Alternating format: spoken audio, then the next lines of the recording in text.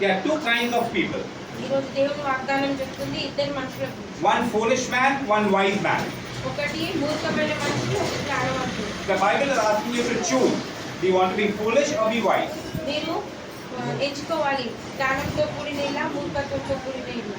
The wise man and the foolish man hear the word of God. మూర్ఖుడు జ్ఞానవంతుడు ఇద్దరు వింటారు వాక్యం. Now even all of us are hearing the word of God, whether we are wise or foolish.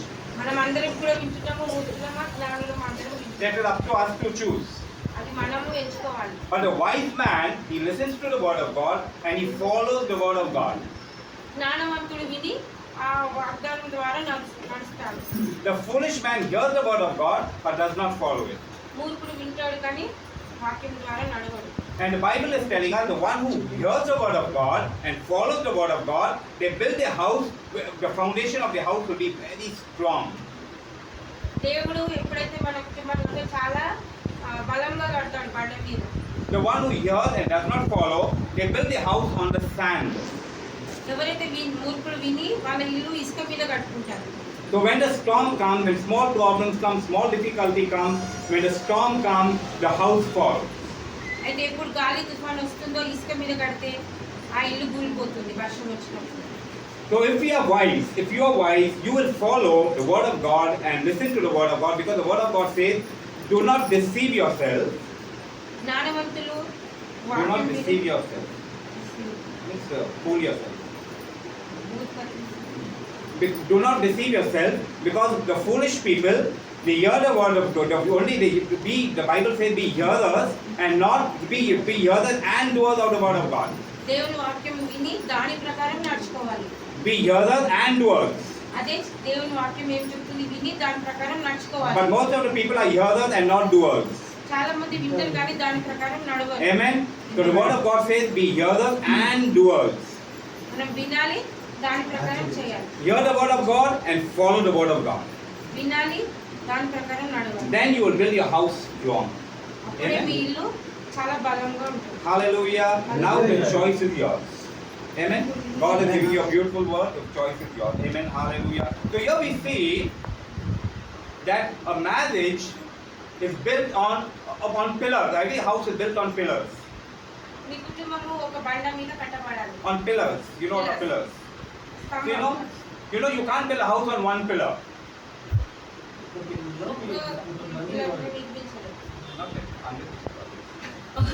ఒక దాని మీద మనం ఏది కూడా నిలబడలేము. So you know a house has more than one pillar.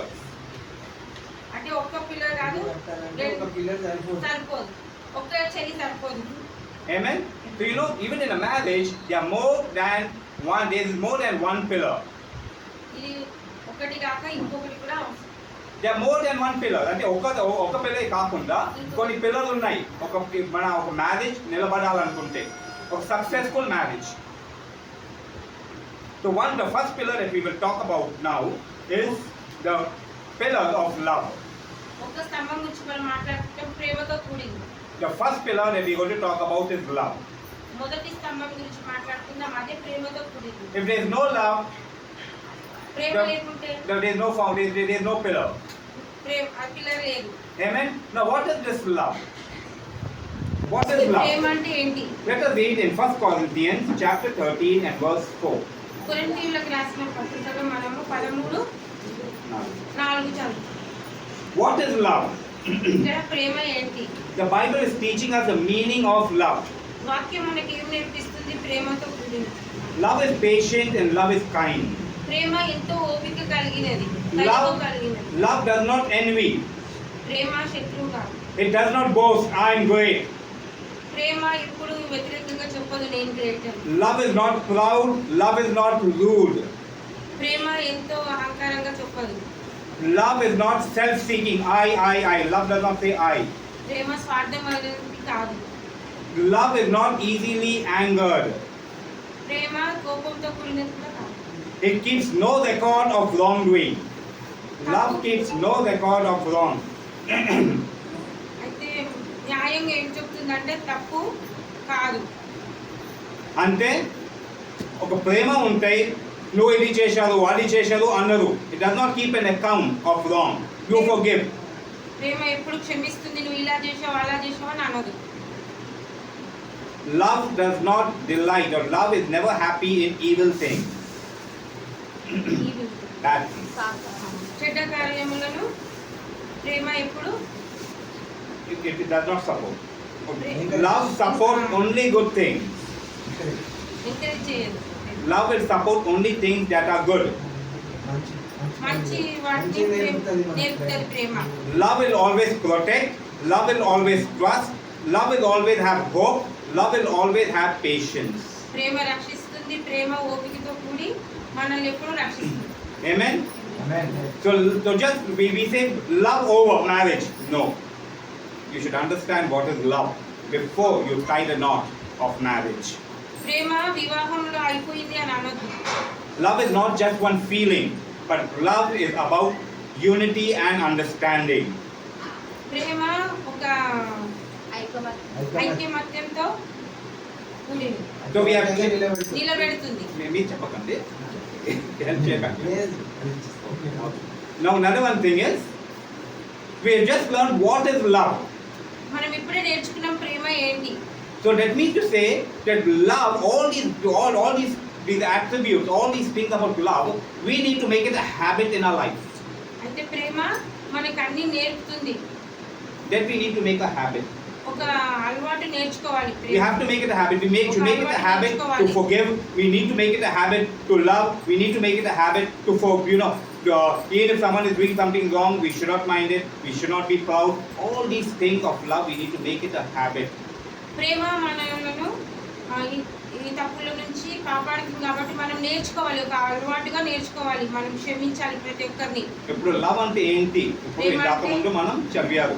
అవి అన్నీ మనం నేర్చుకొని అది ఒక అలవాటు చేయాలి. మనం ఒక అలవాటు అయితే ఎట్లా ఒక అలవాటు అంటే ఎట్లా ఉంటుంది? అలవాట్లు ఒక కడుపు నుంచి పుట్టిన పిల్లలకి అలవాటు రావు. కొన్ని రోజులు చేసినాక అలవాటు అవుతుంది. అందుకనే ఏదైనా ఒక హ్యాబిట్ కావాలంటే, ఒక అలవాటు కావాలంటే దాన్ని ఇంకా ఏమంటే ఒక ప్రాక్టీస్ ఉంటుంది. అందుకని ఫస్ట్ ముందు మనం ఏం చేయాలంటే ఇవన్నీ మనం ఏం చేయాలంటే ప్రాక్టీస్ చేయాలి. ఎప్పటివరకు ప్రాక్టీస్ చేయాలంటే అవి మనకి ఒక నేచర్, మనం ఒక భాగం శరీరంకి ఒక భాగం అయ్యే వరకు మనం చేయాలి. ఎందుకు ఒక అలవాటు అయినాక మనకి ఒక చెడు అలవాటు ఉంది అనుకో, అంటే కొంతమందికి వేరే అలవాట్లు ఉంటాయి. కొంతమందికి ఎట్లా అలవాటు ఉంటాయంటే, నేను ఒకసారి విన్నా, నేను ఒకరికి ఆంపిట్స్ ఉండే కదా, అది స్మెల్ చేయడానికి వాళ్ళకి అలవాటు ఉండే. ఇప్పుడు ఆమెకి ఆయన ఇంట్లో ఒకటి ఉన్న కానీ అలవాటు చేసేవాళ్ళు. ఒక రోజు ఏమంటే వీడియో చేస్తున్నారు, ఆయన స్టేజ్ విషయం మీద కూర్చున్నారు, నిలబడుతున్నారు, అందరు దిగ్నిటీ ఇది ఉన్నారు, ఆయన అక్కడ నిలబడి స్మెల్లింగ్ చేస్తుంది. ఇప్పుడు ఆయన అనుకోకుండా అది చేస్తుండు. ఒక అలవాటు ఎట్లా ఉంటుంది, అనుకోకుండా మనం చేస్తారు. అందుకనే ఏదైనా మంచి అలవాట్లు ఉంటాయి. బైబిల్ అనేది ఒక లవ్ దానికి అర్థం ఏంటి? అవి అలవాట్లు మనం ఏం చేయాలంటే అది క్యారెక్టర్ మనం ఒక అలవాటు చేయాలి. అలవాటు చేసినప్పుడు ఏమైతేనే నా నేచర్ అవుతుంది. భర్త కోపడినా భార్య ఏం కోపడదు, భార్య కోపడినా భర్త కోపడదు.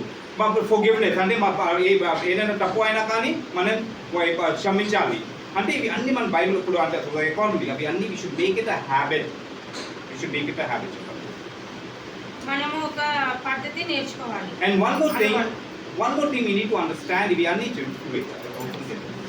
ఇంకొక విషయం మనతో ఏం పెట్టాలంటే, ఇవి అన్నీ మన శరీరం లూప్లో, ఈ శరీరం లూప్లో ఉన్నప్పుడు ఏమవుతుంది అంటే ఎట్లానో మనకి కోపం వస్తుంది, మనకి ఏమంటారు జెలసీ కావచ్చు. ఇవి అన్నీ ఎందుకంటే మన శరీరంలో ఇవి అన్నీ ఉన్నాయి. అందుకే ఇవి అన్నీ మనం చేయాలంటే మన ఒక్కరే మన సొంత బలంతో మనం చేయలేము. అందుకనే మనకి దేవుడు ఉన్నారు. అందుకే ఏదైనా కానీ మన ఏ చోట వచ్చినా కానీ మాకు కష్టమైన కానీ ఇవి అన్నీ చేయడానికి కష్టపడినా కానీ మనం ఏం చేయాలి? దేవుడు కృప మనం అడగాలి. We have to ask for God's grace. దేవుడు మనకి కృప ఇస్తారు. Okay, hallelujah. So God will give us the grace. దేవుడు మనకు విజయం ఇస్తాడు. Because God has promised. దేవుడు మనకు వాగ్దానం చేస్తాడు. God has promised to give us His grace, and God's grace is abounding in plenty. దేవుడు వాగ్దానం చేశాడు మనతో దయతో ఇంకా చాలా ఆశ్చర్యకరమైన. You need to love a person in spite of their weaknesses. మనం ఒక వ్యక్తిని తన బలహీనతలో కూడా మనం ప్రేమించాలి. Just like you love yourself. నిన్ను నీగా ప్రేమించాలి. Are we all perfect?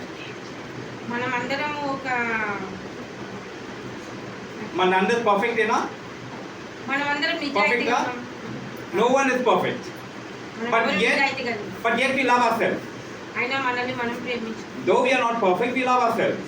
అయినా మనం కరెక్ట్గా లేము కానీ మనల్ని మనం ప్రేమించాం. The same way, because husband and wife are one, even though they are not perfect, we need to still love them. అయినా కానీ భార్యాభర్తలు ఒకరినొకరు ప్రేమించాం. The next pillar is the pillar of trust.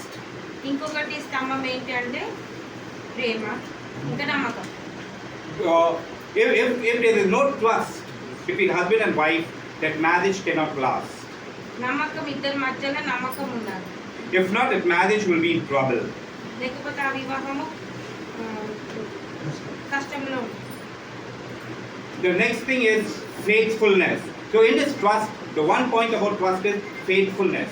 ఇంకొకటి నిజాయితీగా ఉండాలి. Faithfulness, trust means to be faithful. నమ్మకం ఉండాలి. So the marriage, in a marriage, a husband and wife should trust one another. They should have the faith in one another. భార్యాభర్తలు ఒకరిపైన ఒకరికి నమ్మకం ఉండాలి. That his wife is faithful and the wife should have the confidence that the husband is faithful. That confidence should come in each other. భార్య భర్తతోటి నమ్మకం ఉండాలి. Amen. Hallelujah. So that God has made the trust, adultery, and talk about adultery. That means once husband and wife are married, there should be no more relationship anyway out of marriage. దేవుడు నమ్మకంగా భార్యాభర్తలని ఉండమని చెప్తారు. భార్య పట్ల భర్తకి భర్త పట్ల భార్యకి నమ్మకం ఉండాలి. అంటే ఈ రిలేషన్షిప్ భర్త భార్య రిలేషన్షిప్ కాకుండా ఇంకా బయట ఏ రిలేషన్షిప్ ఉండవద్దు. భర్త భార్య have to live a clean and pure life. And there's something known as adultery. So they should never commit adultery. అంటే బయట సంబంధం మనం బయట పెట్టుకోవద్దు. ప్రేమ సంబంధాలు పెట్టుకోకూడదు. Amen. This is the word of God. It is adultery is so bad to God that God made it one of his 10 commandments. అక్రమ సంబంధము ఫస్ట్ దేవుడు వాక్యం 10 వాగ్దానాలలో ఉంది. Commandments. Do not commit adultery. One of the 10 commandments of అక్రమ God. సంబంధము పెట్టుకోకూడదు. So if you want to keep your marriage blessed and holy and strong, you should be careful of these things. నీ పెళ్లి పవిత్రంగా ఉండాలి అంటే ఇట్లాంటి అక్రమ సంబంధాలు The next thing is being honest. నమ్మకం ఉండాలి ఒకరిపైన. You should be honest to your wife or wife to the husband. భర్త భార్యకి నమ్మకం ఉండాలి, భార్య భర్తకి నమ్మకం The ఉండాలి. next thing is your behavior. ఇంకొకటి ఏంటంటే నీ ప్రవర్తన. Husband should respect the wife and wife should respect the husband. నీ భార్యను నువ్వు సన్మానించాలి, భర్త భార్యను సన్మానించాలి. The husband should maintain his wife's dignity and the wife has to maintain the husband's dignity. భర్త భార్య సన్మానించాలి, భర్త కూడా భార్యను సన్మానించాలి. So that means husband and wife should respect and give dignity to one another in the house and in the society. ఇద్దరు భార్య భర్తలు సమాజంలో కానీ సంఘంలో కానీ ఒకరినొకరు. Because if the husband or wife is not respected, their relationship begins to shake. They feel neglected and their coldness will come into that marriage. భార్య భర్తలు ఒకరినొకరు గౌరవించుకోవాలి. అది గౌరవం ఇవ్వకపోతే భార్య ఫీల్ అవుతుంది, భర్త ఫీల్ అవుతుంది. అంటే హస్బెండ్ వైఫ్ ఉన్న ప్రేమ మెల్లగా తగ్గుతాయి. Let us read 1 Peter 2:17. మొదటి పేతురు మొదటి భార్య భర్తలు ఒకరినొకరు సన్మానించుకోవాలి. Amen. The next pillar is understanding. ఇంకొకటి ఏంటంటే అర్థం చేసుకోవాలి. Husband and wife should understand one another. భార్య భర్తలు ఒకరినొకరు అర్థం చేసుకోవాలి. If there is no understanding, there is a lot of problems. అర్థం చేసుకోకపోతే చాలా కష్టాలు వస్తాయి. Trust is a cornerstone of any good health, of family health, physical health. If you want physical health, family health, so you need to have trust, because that is the cornerstone, very important stone in the building of your house. ఆరోగ్య పరంగానే కానీ Family. Proverbs 3:5.